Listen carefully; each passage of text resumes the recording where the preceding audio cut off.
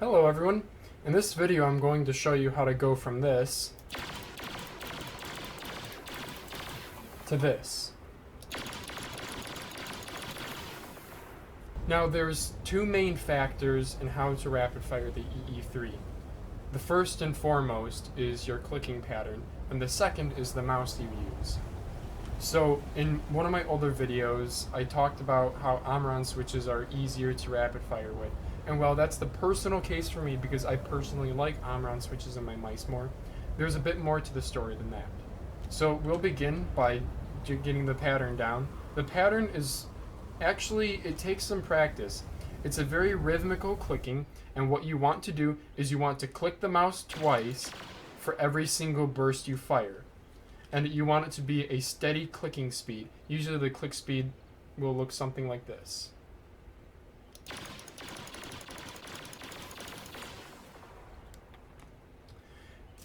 Depending on the mouse you have, you'll have to speed that up or slow it down. I find if you have a mouse that's on the lower tier listing for rapid firing, you'll want to click a little bit slower.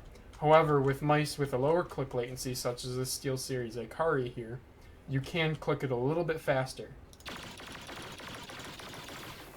So you'll want to make sure that when you get into an engagement with an enemy, you don't want to become panicked and start clicking as fast as possible. You see there on the screen, I didn't shoot all that quickly. You want to keep a level head and click at a repeated pattern.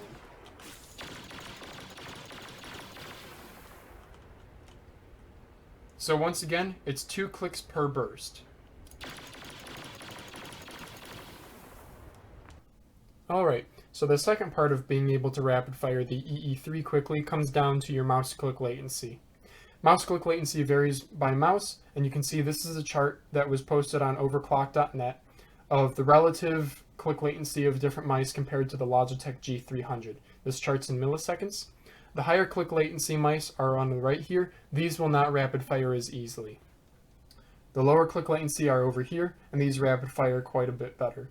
So I currently use the Ikari Optical, and I have used the I own a G400, and they both feel about the same. They're both very easy to rapid fire. Versus something like down here, I used to have a Zowie ZA11, which has similar click latency to the AMFG and the EC2 Evo over here. And I had to return my ZA11, even though I could aim better with it, I simply couldn't rapid fire well. This is a list of all the mice I have. So I have a ton. If you're thinking about buying a mouse and you want to know if it's going to rapid fire well, leave a comment below or send me a message and I can let you know because I have a lot of mice on here.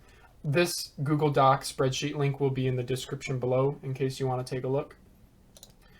And so will this. This is my own testing of how quickly I can overheat an EE-3, which is 8 bursts.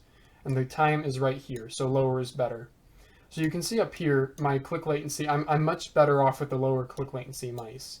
Those I can get off in about 2,100 milliseconds. Versus down here, it takes close to 2,500 milliseconds from my Zowie ZA11.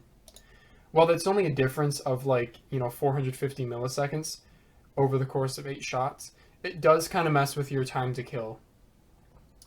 But this kind of does go back to, it matters more about your pattern that you have memorized rather than the actual mouse. The actual mouse will help, but it's not the be-all end-all.